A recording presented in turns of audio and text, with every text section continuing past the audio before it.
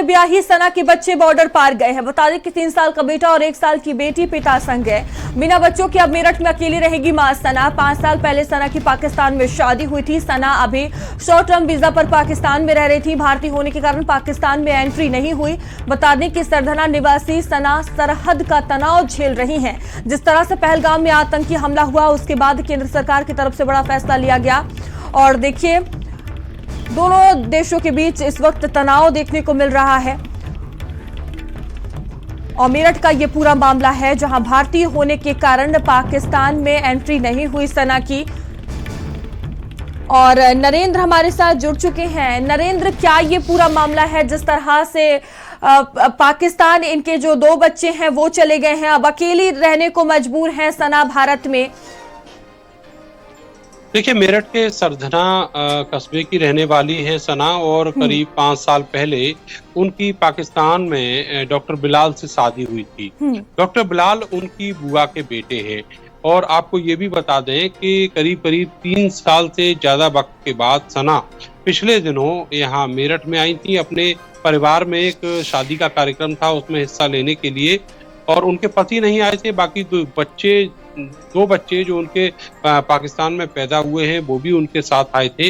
लेकिन इसी दरमियान जब पहलगाम में आतंकी हमला हो गया तो दोनों देशों की सरकारों ने ये तय कर लिया कि अब जो विदेश के लोग हैं, मान लीजिएगा कि जो भारत और पाकिस्तान के लोग एक दूसरे देशों में हैं, वो अब वहां पर नहीं रहेंगे।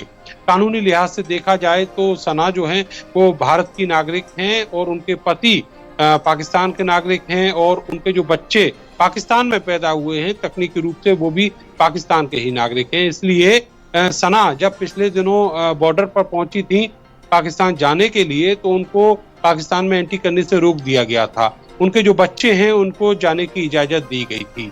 अब सरकार का आदेश है, केंद्र सरकार का, और इसलिए सना कल पहुंची थी फिर से बॉर्डर पर। और वहां दूसरी तरफ से डॉक्टर बिलाल जो उनके पति हैं उन बच्चों को लेने के लिए आए हुए थे। अब सोचिए कि 3 साल का उनका बेटा और 1 साल की बेटी अब पति के पास रहेंगे और सना बॉर्डर से वापस लौट आई हैं।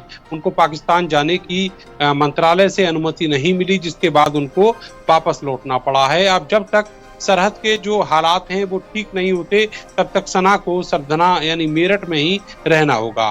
तो इस तरह की जो एक दर्द भरी दास्तान है वो सना की है। जो उनके नौनिहाल छोटे छोटे 2 मोए बच्चे हैं वो अब उनसे बिछड़ गए हैं और लंबे समय तक अब वो बच्चे पाकिस्तान में रहेंगे। अब देखना होगा कि कब सरहद के जो हालात हैं वो ठीक होते हैं, तब जाकर सना को पाकिस्तान जाने की इजाजत मिल पाएगी। बिल्कुल नरेंद्र, क्या इस मामले में सना से कोई बातचीत हो पाई है? उनकी कोई प्रतिक्रिया सामने आई है कि अब उनका क्या कहना है इसको लेकर? देखिए, सना से करीब 1 हफ्ते पहले हमारी बातचीत हुई थी। कल केवल उनके परिजनों से यही जानकारी मिल पाई कि सना अपने बच्चों को छोड़ने के लिए बॉर्डर पर गई हैं। जब 1 हफ्ते पहले बातचीत हुई थी तब उन्होंने साफ कहा था कि जिस तरीके से ये आतंकी हमला पहलगाम में हुआ है वो इसकी निंदा करती हैं और वो चाहती हैं कि जो भी इसके दोषी हैं उनको कड़ी से कड़ी सजा दी जाए, उनको सजाए मौत दी जाए।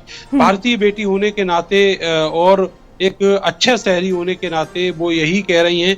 लेकिन सवाल ये है कि जिस तरीके से दोनों देशों के बीच तनाव की स्थिति लगातार बनी है और लगातार ये जिक्र चल रहा है कि दोनों देशों के बीच में युद्ध भी होने वाला है, तो ऐसे में जो सरकार ने प्रतिबंध लगाए हैं उनमें एक प्रतिबंध ये भी है कि जो भी पाकिस्तान का नागरिक है उसको यहाँ से अब जाना होगा।